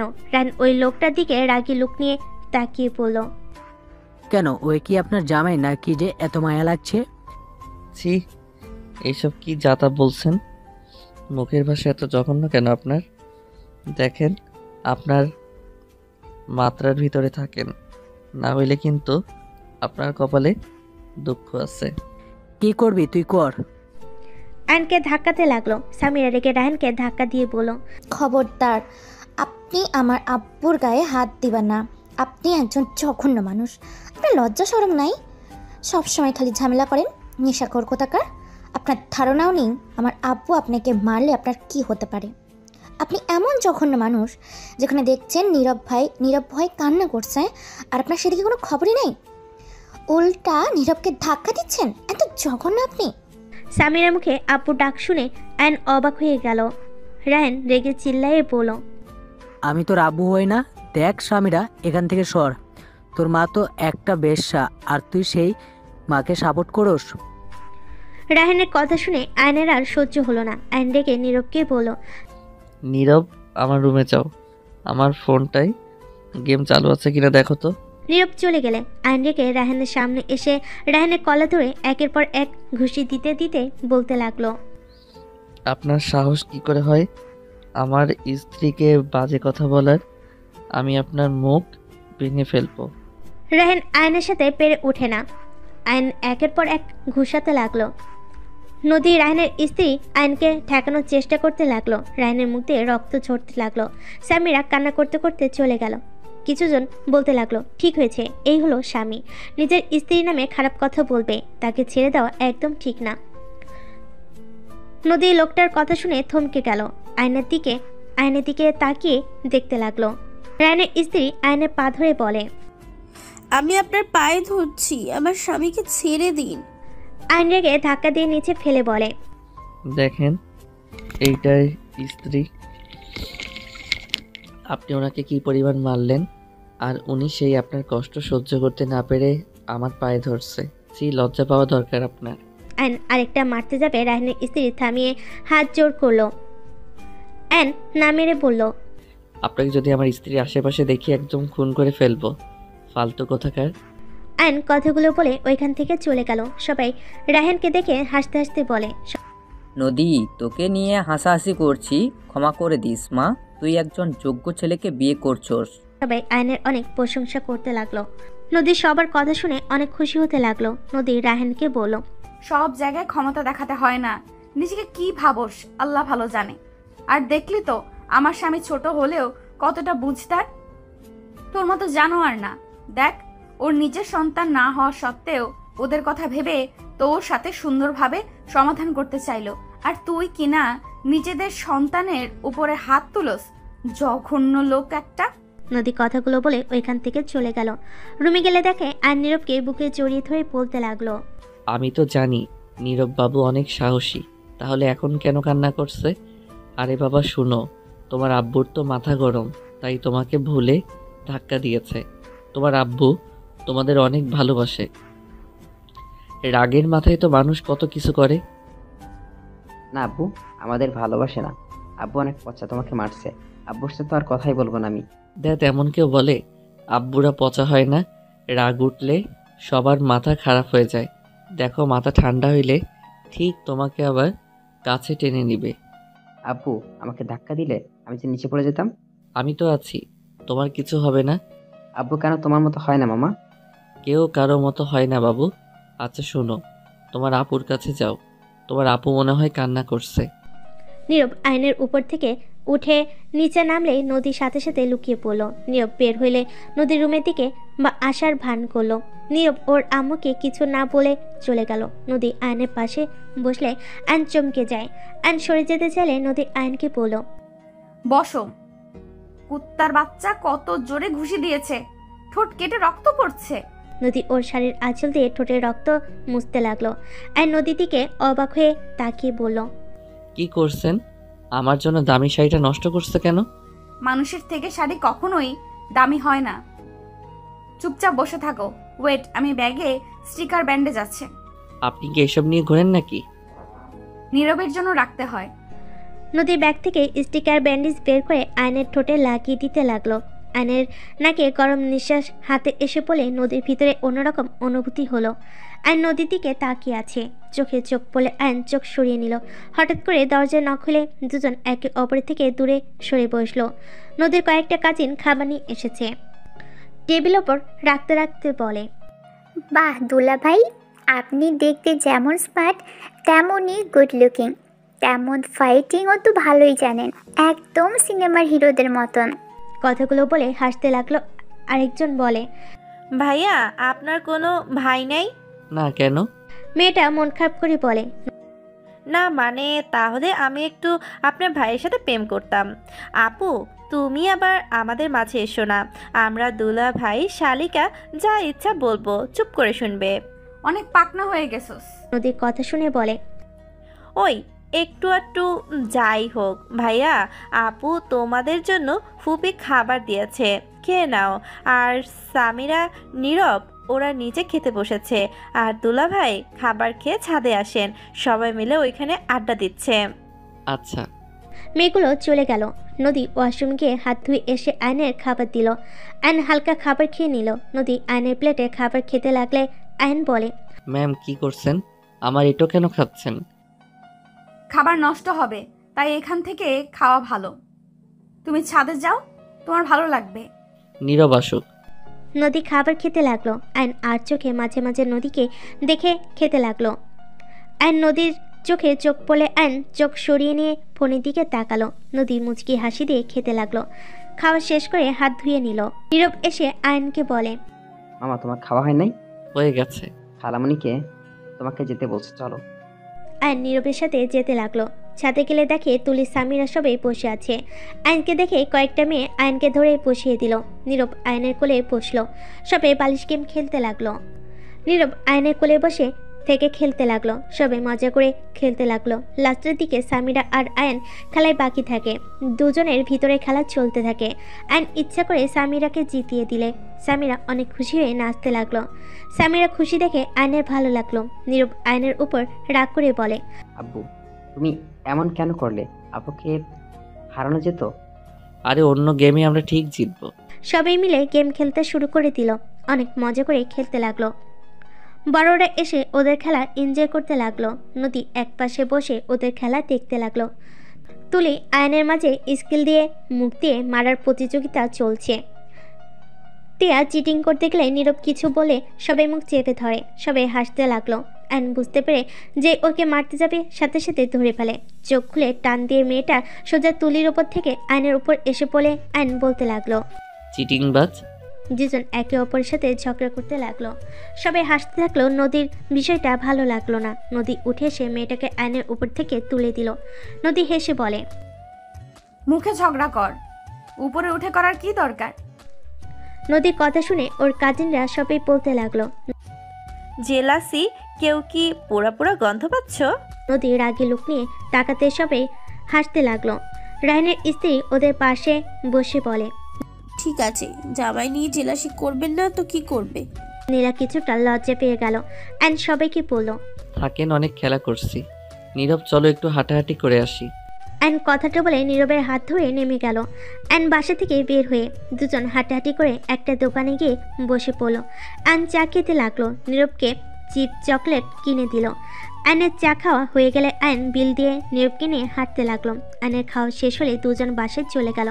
অ্যানের সাথে আরও কিছু আত্মীয়দের পরিচয় করিয়ে দিতে লাগলো। সবার সাথে কথা বলতে বলতে অনেক রাত বেজে গেল। অ্যান সবার সাথে অনেকটা মিশে গেছে। সবাই মিলে একসাথে খাবার খেতে বসলো। সবার সাথে আনন্দ করে খাবার খেয়ে আর নীরব রুমে চলে গেল। নীরব গেলে দেখে সবাই বসে থেকে আড্ডা দিচ্ছে। আয়নকে দেখে সবাই চলে গেল। নদী দরজা লাগিয়ে দিল আর নীরবকে শুইয়ে দিয়ে নদীকে বলল, আমি কোথায় ঘুমাবো? এই রুমে তো সোফাও নাই। নীরবের পাশে ঘুমাও। আপনাদের সাথে এইটা কেমন দেখায়? সমস্যা কি, ঘুমাও। আয়ন আর কিছু বলল না। আর নীরবের পাশে শুয়ে পড়লে নীরব আয়নকে জড়িয়ে ধরে ঘুমালো। সকালে আজানের শব্দ কানে আসলেই ঘুম ভেঙে গেল। নদী লাইট জ্বালিয়ে দেখে আর নীরব একে অপরকে জড়িয়ে ধরে বাচ্চাদের মতো করে ঘুমাচ্ছে। নদীর মুখে মুচকি হাসি রেখা ফুটে উঠল। লাইটের আলোতে আয়নের ঘুম ভেঙে গেল। তাকিয়ে দেখে নদী তাকিয়ে আছে। নদী আয়নকে দেখে সাথে সাথে চোখ সরিয়ে নিল। আয়ন বলে উঠল, কিছু হয়েছে কি? না, নামাজ পড়বে না। হ্যাঁ। নদী আয়ন দুজন উঠে ফ্রেশ হয়ে একসাথে অজু করে নিল। আয়ন রুম থেকে বের হয়ে মসজিদে চলে গেল। মসজিদ থেকে নামাজ পড়ে এসে দেখেন নদীর খালু একা কাজ করছে। আয়ন গিয়ে তাকে সাহায্য করতে গেলে নদীর খালু বলে, বাবা তুমি যাও, রেস্ট নাও, কাজ করতে হবে না। আঙ্কেল আপনি একা করছেন এইটা দেখতে ভালো লাগছে না। আর রাইসা আপু তো আমার বোনের মতো, তাই বোনের বিয়েতে ভাই হিসেবে তো কাজ করতেই পারি, তাই না? আয়নের কথা শুনে নদীর খালো হাসে, আর কিছু বলতে পারলো না। আয়ন কাজে সাহায্য করতে লাগলো। আয়ন সারাদিন অনেক কাজ করতে লাগলো। আয়নকে দেখে সবাই অনেক প্রশংসা করতে লাগলো। নদীর আম্মুকে একজন বলে, নাহিদা, তোর জামাইটা আসলে অনেক ভালো। সেই সকাল থেকে কাজ করছে, কতবার সবাই না করলো, কারো কথা শুনলো না। বলে বোনের বিয়েতে ভাই কাজ করবে না তো কে করবে। কত সুন্দর করে কথা বলে। এই সময় এমন ছেলে পাওয়া ভাগ্যের ব্যাপার। শোন, এমন আর কোনো ছেলে পাইলে আমাকে বলিস তো। আরও আরেকজন আয়নের প্রশংসা করতে লাগলো। আয়ন বাসার ভিতর ঢুকলে রাইসা বলে, এই যে ভাইজান, শুধু বোনের বিয়েতে কাজ করলে হবে? খাবারটাও তো খেতে হবে নাকি? রাইসার কথা শুনে আয়ন হেসে দিয়ে বলল, খাওয়ার উপরেই তো আছি, আর কত খাবো? পেট ফেটে যাবে। আর এতগুলো শালিকা থাকলে কোনো দুলাভাই না খেয়ে থাকতে পারবে নাকি? আয়নের কথা শুনে সবাই হাসতে লাগলো। নীরব এসে বলে, আমার তুমি সারাদিন খালি কাজ করছো, আমাকে একটু সময় দিচ্ছ না, আমার কিন্তু ভালো লাগছে না। আরে বাবা, আই এম সরি, আমার কাজ হয়ে গেছে। আপনাকে নিয়ে বের হব জন্যই তো আসলাম। আমি জাস্ট খালুর সাথে কথা বলে আসি, প্লিজ প্লিজ। নীরব চলো, আমি তোমাকে ঘুরতে নিয়ে যাই। না, আমি আমার সাথে যাব। রায়হান রেগে গেলে ধমক দিলে আয়নের মেজাজ গরম হয়ে গেল। আয়ন রেগে বলল, এই আপনার সমস্যা কি? বাচ্চাদের সাথে নরম কণ্ঠে কথা বলতে পারেন না? যত সব। আমার ছেলের সাথে কেমন ব্যবহার করব সেটা আমার একান্ত ব্যক্তিগত ব্যাপার। তোমার থেকে কি আমাকে শিখতে হবে নাকি? জন্ম দিলেই বাবা হওয়া চায় না। সামিরার কথা শুনে রায়হান চুপ হয়ে গেল। আয়ন নীরবের হাত ধরে নিয়ে গেল। খালুর সাথে কথা বলে আয়ন রুমে চলে গেল। গোসল করে ফ্রেশ হয়ে নীরবকে নিয়ে বের হয়ে গেল। রাত 11টার দিকে বাসে আসলো। রুমে গেলে আরও কিছু আত্মীয়দের সাথে পরিচয় করিয়ে দিল। আয়ন রুমে যেতে যেতেই ভাবতে লাগলো, বাবারে বাবা, এত আত্মীয় স্বজন। ভাবতে ভাবতে রুমে গেলে দেখে রুম ভর্তি মানুষজন। আয়নকে দেখে একটা মেয়ে বলে, নীরব, এই ছেলেটা কে? এই ছেলে এখানে কি করো? যাও। আয়ন কিছু বলতে যাবে, সাথে সাথে সামিরা বলে, খালামণি, উনি আমার আপু হয়। আপু, তুমি আসো। আম্মু মনে হয় বড় খালামণিদের সাথে হাঁটতে দিচ্ছে। ও আচ্ছা। আয়ন রুমে গিয়ে ওয়াশরুমে চলে গেল। কয়েকটা মেয়ে হা করে তাকিয়ে বলে, কি বললি? এটা তোর নতুন আপু? ছোট ভাবছিলাম, বাট চকলেটের ডিব্বা। একজন থাপ্পড় দিয়ে বলে, আপু শুনলে না, তোর খবর আছে। মেয়েটা বলে, আপুর চয়েস অনেক ভালো। এই সামিরা, তোর আব্বুকে বলিস তো আরেকটা বিয়ে করবে নাকি? মেয়েটার কথা শুনে সবাই হা করে তাকালে সামিরা বলে, খালামণি, লুচ্চামি বাদ দাও। আমার আব্বু এরকম না। আমার আব্বুর সাথে ভাব নিতে চাইও না। আপু বলে ডাকা শুরু করবে। রূপা খালামণি আব্বুকে প্রপোজ করেছিল। আব্বু সেই যে আপু বলা শুরু করেছে। কথাটা বলে সবাই হাসতে লাগলো। রূপা বলে, কি রে, তুই কিভাবে জানলি? সামিরা হাসতে হাসতে বলে, আমি ওইখান দিয়ে যাচ্ছিলাম। আমি দেখতে চেয়েছিলাম আব্বু কি করে। আমি তো ভেবেছিলাম অন্য ছেলের মতো করবে, বাট সব উল্টা। সামিরা, তুই একটু পাকনা হয়ে যাচ্ছিস না? উফ খালামণি, ক্লাস 9-এ উঠেছি, এখন কি ছোট আছি নাকি?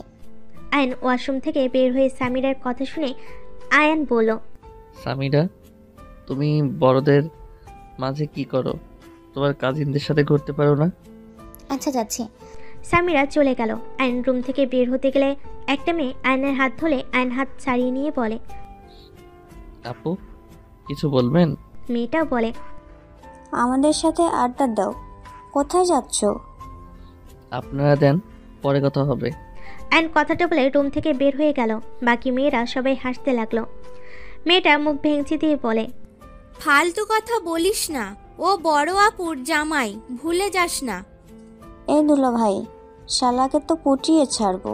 মেয়েটা বলে, আরে আমি মজা করছি। এদিকে আয়ন সাদে চলে গেল। সাদে গেলে দেখে নদী সবাই বসে থেকে কথা বলছে। আয়নকে দেখে একজন ডাক দিল। আয়ন এগিয়ে গিয়ে সালাম দিল। নদী বসতে বলে বসলো। নদী সবার সাথে পরিচয় করিয়ে দিল। রায়হানের স্ত্রী এসে আয়নকে বলল, আয়ান তোমাকে খালু ডাকছে। আয়ন নিচে চলে গেল। খালু রুমে গিয়ে কথা বলতে লাগলো।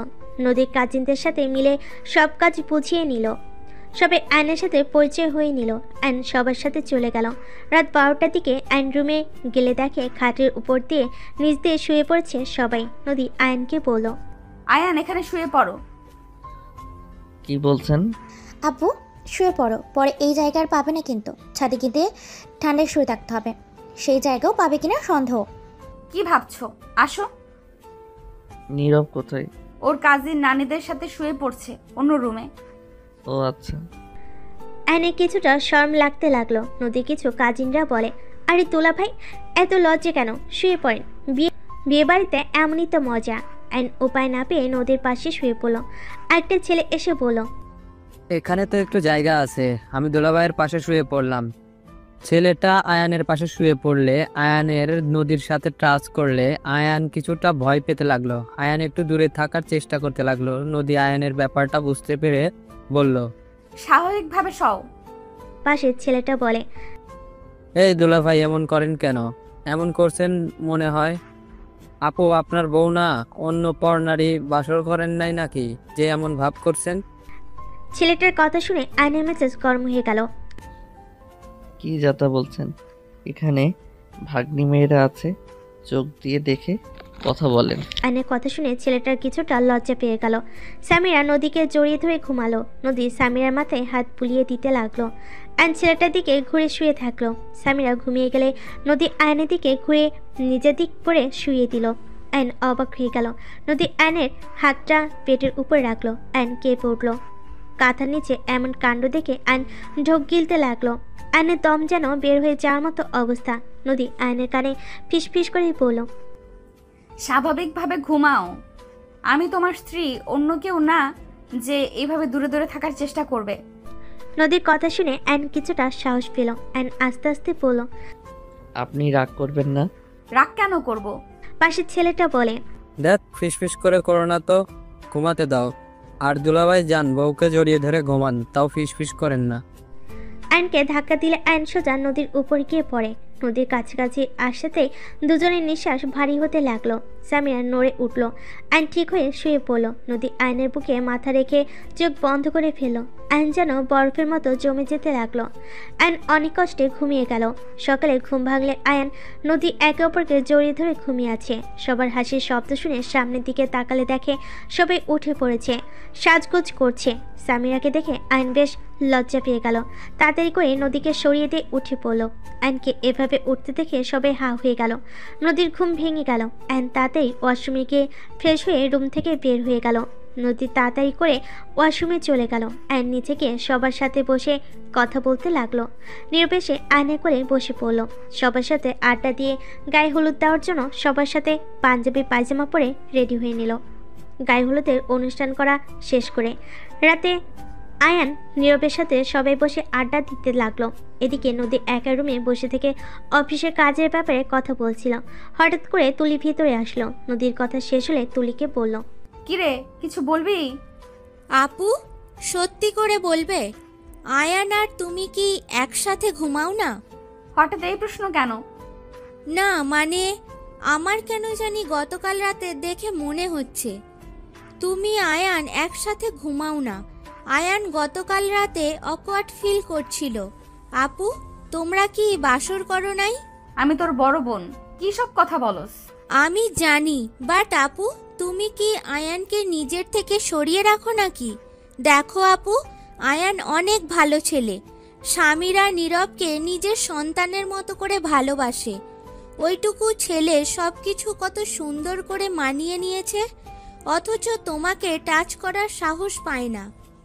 রাতে স্পষ্ট আমি দেখেছি ওর চোখে মুখে ভয়ের ছাপ ছিল।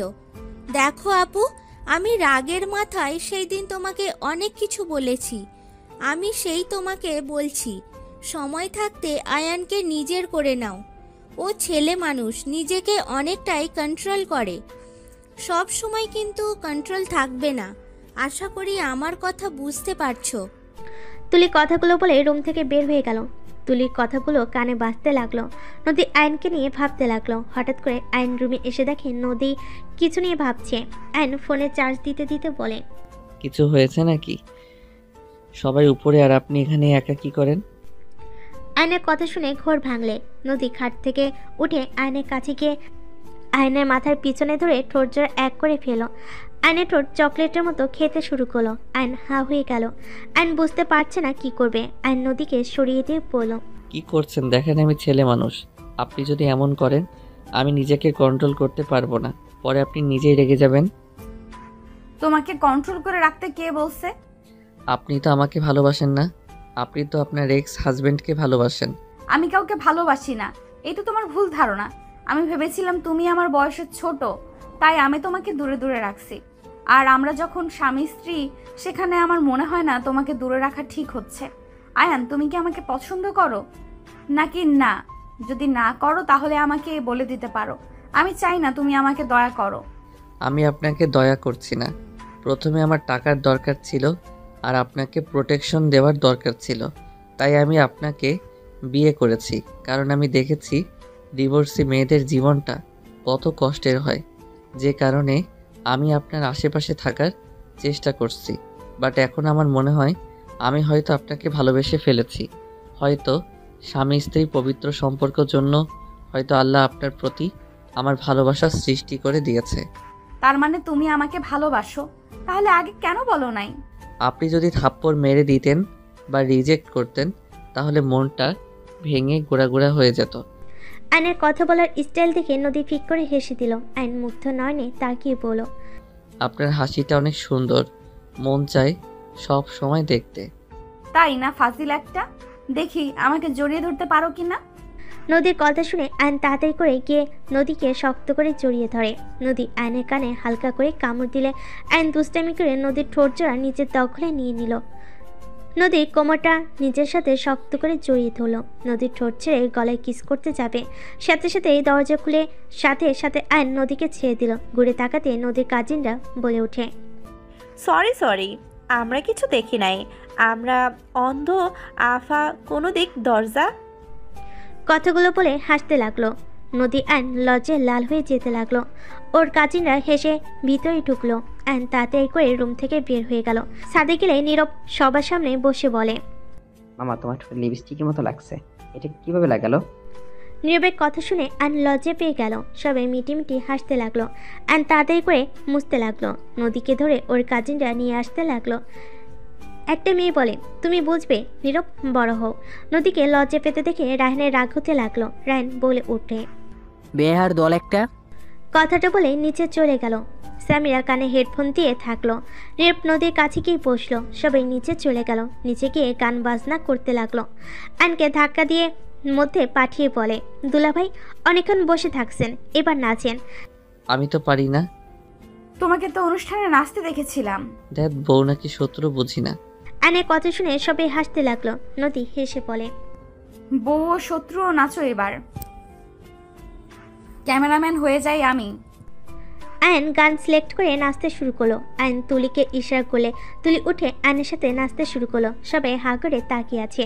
আয়ন লাস্টের দিকে নদীকে তুলে নাচাতে লাগলো। নদী লজ্জায় লাল হয়ে যেতে লাগলো। সামিরা বলল, আমু নাচো, লজ্জা পাও কেন? নদী আয়নকে ধাক্কা দিয়ে নাচতে শুরু করলো। আয়ন মুগ্ধ নয়নে তাকিয়ে নাচ দেখতে লাগলো। নদীর কোমর থেকে শাড়ি খুলে যাবে, সাথে সাথে আয়ন নদীকে কোলে তুলে নিল। এই পাগল কি করছো, নামাও। আয়ন কিছু না বলে ওইখান থেকে সরে সামিরার কাছে গিয়ে নামিয়ে দিয়ে বলল, সামিরা, তোমার আম্মু শাড়িটা ঠিক করে দিয়ে আসো। সামিরা নদীর কোমরের শাড়ি ধরে নিয়ে গেল। অ্যান্ড সবার সাথে নাচ করতে লাগলো। সবাই অনেক আনন্দ করে। অনেক রাতে সবাই ঘুমাতে চলে গেল। আইন নদীর কাজিনদের সাথে সাথে আড্ডা দিতে লাগলো। নদী বারবার কল দিলে আইন রিসিভ করলে। কি ব্যাপার, রুমে আসছো না কেন? আজকে ছাদে ঘুমাবো, ভাইয়ারা সব এখানে থাকতে বলছে। আচ্ছা, সমস্যা হলে চলে এসো। আচ্ছা। অ্যান কল কেটে দিল। অ্যান সবার সাথে আড্ডা দিতে লাগলো। সবাই আড্ডা দেওয়ার শেষে ঘুমিয়ে পড়লো। সকালে আয়নের ঘুম ভাঙলো নীরবে ডাকে। আয়ন উঠে হাই তুলে নীরবকে কোলে বসিয়ে পড়লো। কি বাবু, এত সকালে উঠে পড়েছো? আম্মু নামাজ পড়তে যেতে বললো, আর নীরবকে নিয়ে নিচে চলে গেল। রুমে গিয়ে দেখে সব মেয়ে উঠে পড়েছে। অ্যান্ড ওয়াশরুমে গিয়ে ফ্রেশ হয়ে অজু করে নিল। ওয়াশরুম থেকে বের হইলে নীরব অজু করে বের হয়ে আয়নের হাত ধরে চলে গেল। অ্যান্ড নীরব নামাজ পড়ে এসে সবার সাথে আড্ডা দিতে লাগলো। নদী আয়নকে দূর থেকে দেখে চোখে চোখ রাখতে লাগলো। অ্যান্ড সবার সাথে আড্ডা দিয়ে দুপুরের দিকে নীরব আয়ন রুমে গিয়ে গোসল করে রেডি হয়ে নিল। রেডি হয়ে দুজন হাত ধরে নিচে নামতে লাগলো। সবাই আয়ন আর নীরবকে বলতে লাগলো, মাশাল্লাহ, বাপ ছেলেকে অনেক সুন্দর লাগছে। নীরব কথাটা শুনে বলে, আরে নানু, উনি আমার মামা হয়, আব্বু না তো। নীরবের কথা শুনে রাহেন মিটি মিটি হাসতে লাগলো। আয়ন কিছু বলল না। সামিরা বলে উঠল, আজ থেকে ওনাকে মামা বলবি না, আমি যেমন আব্বু বলি তেমনই আব্বু বলবি। কি আজব বিষয়, একবার আব্বু বলছি তো রেগে গেলে, এখন আমার নিজেই বলতে বলছো। আর আবার আব্বু তো আছে। তোমার যেটা ভালো লাগে ওইটাই বলো। রায়ন নীরবের কথা শুনে মনে মনে অনেক খুশি হলো। আয়ন ওইসবকে পাত্তা না দিয়ে চলে গেল। সারাদিন সবার সাথে আনন্দ করে বিয়ে পড়ানোর সময় সবাই অনেক এনজয় করতে লাগলো। নদী এসে আয়নের পাশে দাঁড়ালো।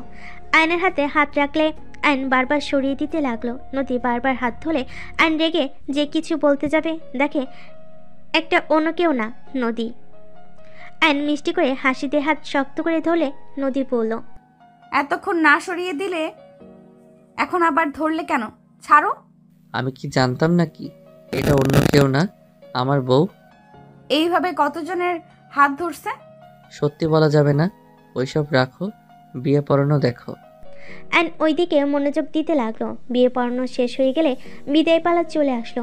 বর বউতে বিদায় দিয়ে আয়নরা সবাই সবার থেকে বিদায় নিতে লাগলো। রায়নের সামনে গিয়ে আয়ন বলল, ভাইয়া, আই এম সরি,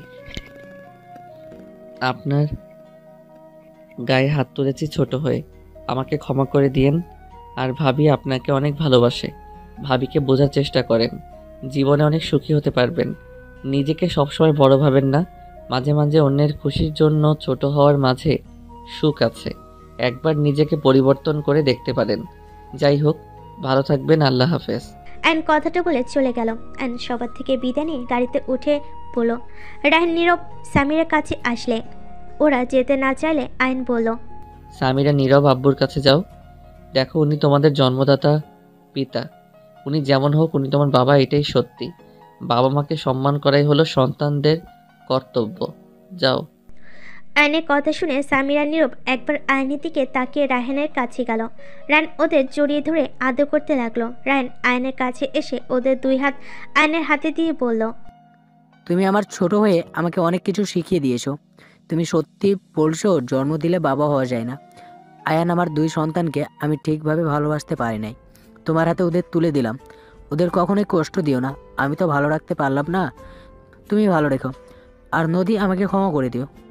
রায়হানের এমন পরিবর্তন দেখে সবাই হাঁ হয়ে তাকিয়ে থাকলো। আয়ন ওদের হাত নিয়ে বলে, চিন্তা করবেন না, আর আমি একা কেন ওদের দেখব, আপনিও তো আছেন, আপনি ওদের আসল বাবা।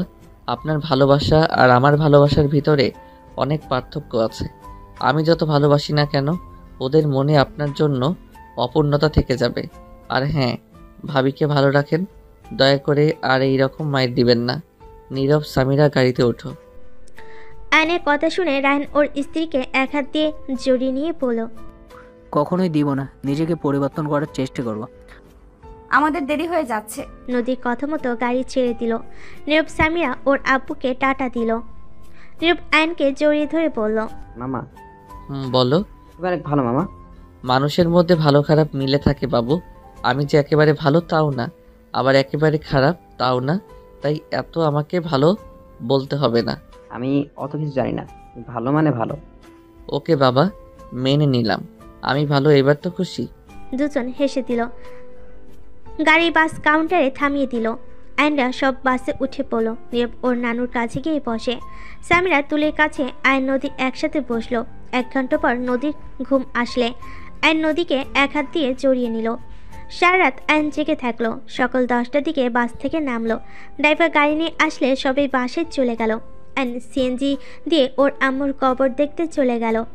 আয়ন ওর আম্মুর কবর জিয়ারত করে ওইখান থেকে বের হয়ে চলে গেল। আয়ন বাসে গিয়ে ফ্রেশ হয়ে ঘুমিয়ে গেল। দুপুরে নদী অফিস থেকে এসে দেখে আয়ন ঘুমোচ্ছে। নদী ড্রেস চেঞ্জ করে আয়নের বুকে মাথা দিয়ে ঘুমিয়ে গেল। বিকেলে ঘুম ভাঙলে আয়ন নদীকে বুকে উপরে দেখে মুচকি হাসি দিল।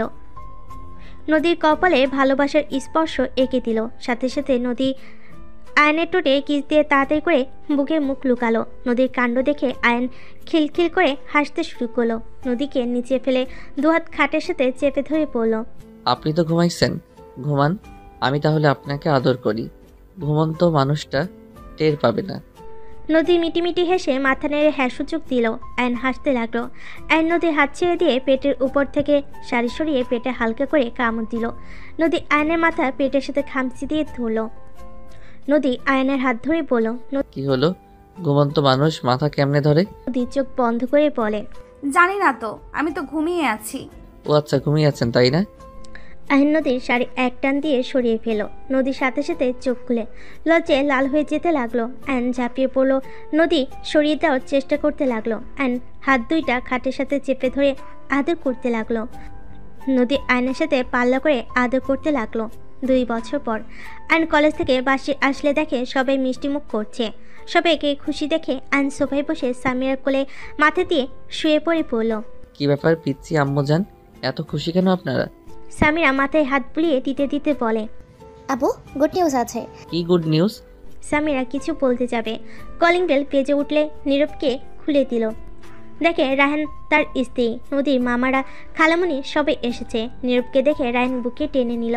রায়হান ভিতরে এসে সামিরার কোলে মাথা দিয়ে আয়নকে শুয়ে থাকতে দেখে কিছুটা খারাপ লাগলো, বাট সেটা প্রকাশ করলো না। সামিরা সবাইকে দেখে বলে, ছোট আম্মু, নানু, খালামণি সবাই তোমরা কেমন আছো?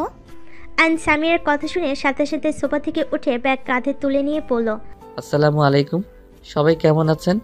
আয়নের সালামের উত্তর নিয়ে সবাই কুশল বিনিময় করলো। আয়ন সবাইকে বসতে দিয়ে নদীর আম্মুকে ডাকতে লাগলো। আম্মু কই আপনি? দেখেন কারা এসেছে। আয়নের কণ্ঠ শুনে নদী তুলি নদীর আম্মু ওপর থেকে 3 জন নেমে এসে সবাইকে দেখে জড়িয়ে ধরতে লাগলো। নদীর আম্মু বলে, তোমরা শেষ আসলে কবে থেকে বলছি সবাই ঘুরে যাও। একজন বলে উঠল, ছুটি পায় না, এবার সবাই একসাথে প্ল্যান করে চলে আসলাম। দুলাভাই কই? ও অফিসে গেছে। নদীর আম্মুর কথা শুনে নদীর খালামণি বলে, নদী অফিসে যাস নাই? না, ওকে নিয়ে হসপিটালে গেছিলাম, সেখান তাই আর যেতে দেয়নি। তবে অবাক হয়ে তাকলো। তুলি সবাইকে বলল, আরে খারাপ কোনো খবর নাই, খুশির খবর আছে। বউ ডাক্তার কি বলল? তোমার কি হয়েছে? পরে বলবো, যাও ফ্রেশ হয়ে নাও। আগে বলো কি হয়েছে, না হইলে যাব না। বলবো না, যাও তো। না বললে আম্মু বলবে। আম্মু, ওনার কি হয়েছে? সবাই আগ্রহ নিয়ে অপেক্ষা করতে লাগলো। নদীর আম্মু হেসে বলল, নদী প্রেগনেন্ট। আমরা তো ভয় পেয়ে গেছিলাম, অন্য কিছু হয় নাকি। এটা কোন রোগ? আয়নের কথা শুনে সবাই হা করে তাকালো আয়নের দিকে। আয়ন নিজে বুঝতে সাথে সাথে জিভে কামড় দিয়ে নদীর কাছে গিয়ে নদীকে কোলে তুলে নিয়ে ঘুরতে লাগলো। সবাই হাসতে শুরু করলো। নদী বলে, এই ফাজিল কি শুরু করছো? ছাড়ো আমাকে। ফাজিল, ছাড়বে নাকি শাস্তির ব্যবস্থা করব? ছাড়বো না, শাস্তি দিতে পারবে না। আমি তোমাকে ছেড়ে অন্য কোথাও যাবই না। আয়ান নামাও, বড়দের সামনে লজ্জা করে না নাকি? আয়ন সাথে সাথে নামিয়ে দিয়ে মাথায় হালকা চুল টেনে লজ্জায় দৌড়ে রুমে চলে গেল। নদীকে সবাই কংগ্রেস জানাতে লাগলো। রায়ন নদীকে কংগ্রেস জানালে নদী ধন্যবাদ দিল। সবাইকে রুমে যেতে বলল। নদী সামিরাকে বলল, সামিরা, তোর আব্বুর জন্য খাবার নিয়ে যা, আর বলবি কোচিং যেন যায়, না হইলে খবর আছে। আম্মু, আজকে আমি যাব না। 2 জন যাবে, না হইলে 2 জনের কপালে দুঃখ আছে। হ্যাঁ।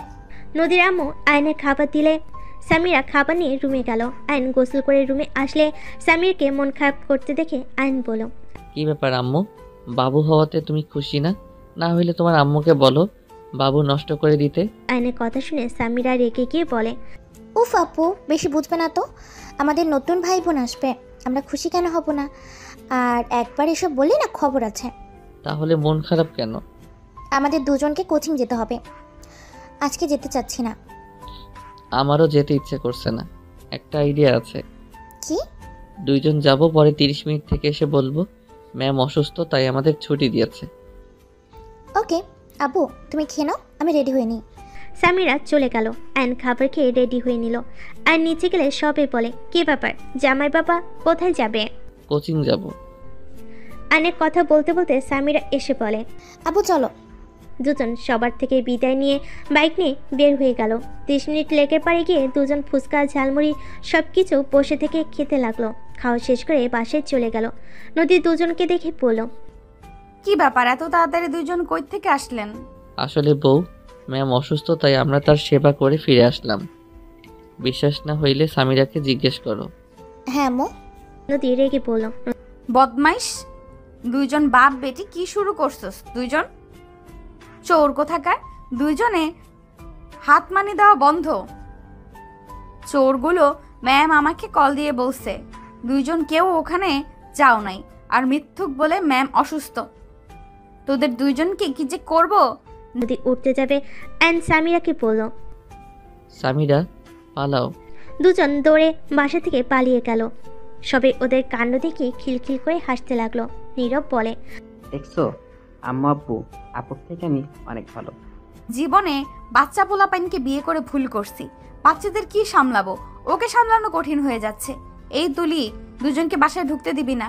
হা হা হা, তুই এত ভাবনিস না, নিজেও আগে পাড়া চোর ছিলি। কথাগুলো বলে রায়ান হাসতে লাগলো। নদী হেসে ফেল। কিছুক্ষণ পর ম্যামের কল আসলে রিসিভ করে বলে, নদী ওরা দুজন চলে এসেছে। আচ্ছা, দুইজনকে দেরি করে যাওয়ার জন্য লাঠি পেটা করেন। নদী কল কেটে দিল। এইদিকে আয়ন সামিরা পড়া শেষ করে সন্ধ্যায় বাসার ভিতর ঢুকে দুজন তাড়াতাড়ি করে রুমে চলে গেল। আয়ন রুমে গিয়ে দেখে নদী রুমে বসে আছে। নদী রাগী লুক নিয়ে তাকাতেই আয়ন কান ধরে উঠবস করতে লাগলো। নদী দাঁড়িয়ে গুনতে লাগলো। আয়ন আস্তে আস্তে উঠবস করতে করতে নদীর কাছে গিয়ে শক্ত করে জড়িয়ে ধরল। নদী কিছু বলবে তার আগে আয়ন নদীর ঠোঁট নিজের দখলে নিয়ে নিল। নদীর মুখে মুচকি হাসি রেখা ফুটে উঠল।